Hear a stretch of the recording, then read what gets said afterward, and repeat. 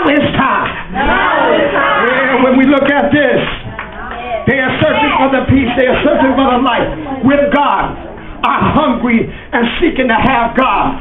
Care and provision. What happens is that God allows catastrophic acts to happen in the world only for people to seek God even more hard, even more diligent, even more than they ever did before. Why is that? Because something is going on in the atmosphere that no man controls but God. And I got to find out what in the world is going on in this earth. And God is the only one that can calm the nature of the wind that nobody can stop. I got to know who this God is. Yeah, when we look at this, are fearful and seeking to have God's protection. Here, when we look at this, but where shall wisdom be found? And where is the place of understanding? Unto a man he said, behold the fear of the Lord, that is wisdom, and to depart from evil is understanding. Oh my God. So what God is saying, we ain't got that yet, because we haven't departed from evil. What do you mean, preacher? You haven't departed from how you treat each other. You haven't departed from that yet. So that means that you don't have wisdom, so you don't know God. And you don't, the understanding of that thing is, I am not hating no more.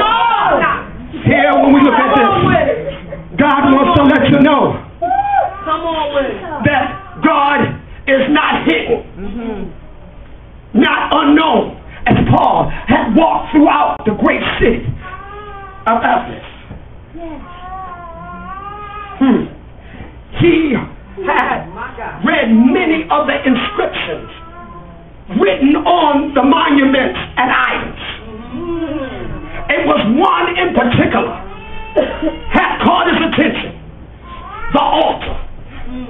And inscribed on the altar was these words: to an unknown God. Oh my God, wait a minute, hold up.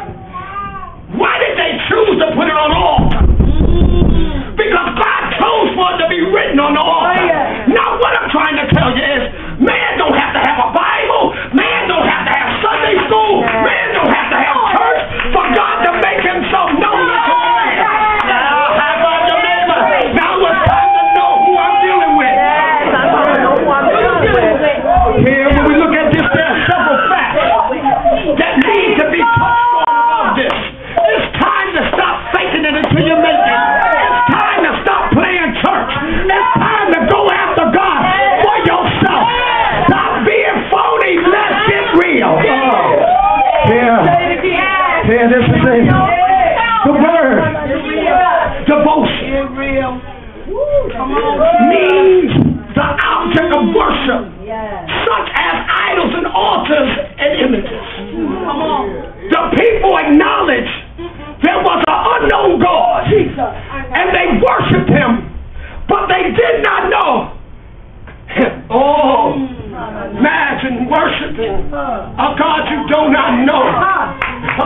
Imagine worshiping a God that's in the midst of your situation, and this is the first time you've been through what you're going through now, and you really don't know God like that in this situation. You really don't know God can make a way out of this situation. You seem like you're about to fall down, you're about to go through, but right in the nick of time, God steps forward and says, I'm God.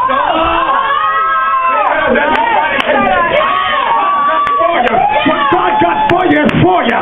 No enemy in hell gonna stop you from getting what God got for you. High five your neighbor and say, now it's time to come out of my own prison. Here, sometimes we like to be locked up. Some of us like to be abused. Some of us like to be ridiculed because we think that's a norm. We think that's a norm to be sad. We think that's a norm to be miserable. We think that's a norm to be hated. We think that's a norm to be jealous. We think that's norm to be hated. We think that's norm. The devil is a liar. Now there is liberty and freedom.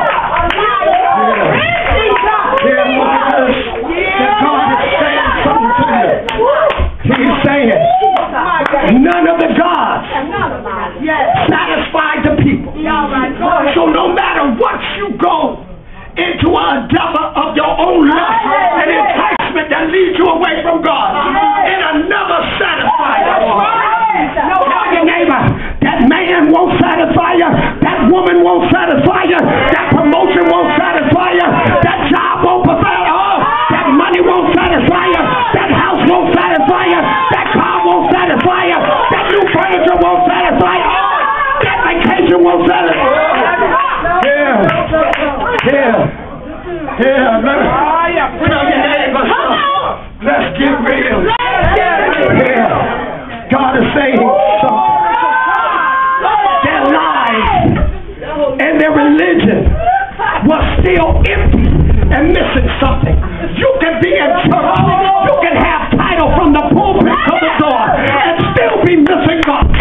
You can be preaching, you can be fasting, you can have communion, and still miss God. Wonder, is he unknown to you?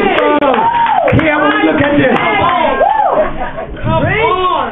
they relentless of hunger and fear. Because when we go to the house of the Lord to get fed, we can't find no food on the table. And God is saying, because I'm unknown to God, we can become a God in ourselves and sell big empty dreams and never fulfilling the substance of what it was created for us to produce and show God's table to the people. Yeah, when we look at this, God is saying something, that they were still hungry. They was going to church but still hungry. They was going to Bible study and still hungry. They were still having fellowship and still hungry. They were still worshiping and still hungry. Something was wrong with the chef, and the chef needs to be checked out. Yeah, when we look at this, God is saying something. People can't eat things that God ain't a part of. Yeah, when we look at this, you wonder what is happening with your life. You about to have an encounter with the unknown God. This is especially in lonely moments. None of the religions or gods created man's image and satisfies and meet their needs. When you're lonely, your image can't help you. Your job can't help you. Your spouse can't help you. Your money can't help you. That'll all get old after a while. But I'll tell you, why don't you try Jesus? Jesus was always on time. Jesus was always ready to fulfill whatever you need. High five your neighbor and say, now I got a taste and see that the Lord is true. The Lord is good. When we look at this, when we look at your gods that you love did not create what you have. All they could do was worship an unknown God. They knew nothing about him, yet they worshiped him. But note what Paul did. He declared that he knew the unknown God. He personally knew him, and it was he whom Paul declared. Oh my God, what are you trying to say? It's going to be people that's a little peculiar than the peculiar. What I'm trying to tell you, that you peculiar because you're saved, but you got somebody else a little bit peculiar than you. Why is that? It's because you say, I ain't got to do all that to reach God. You don't know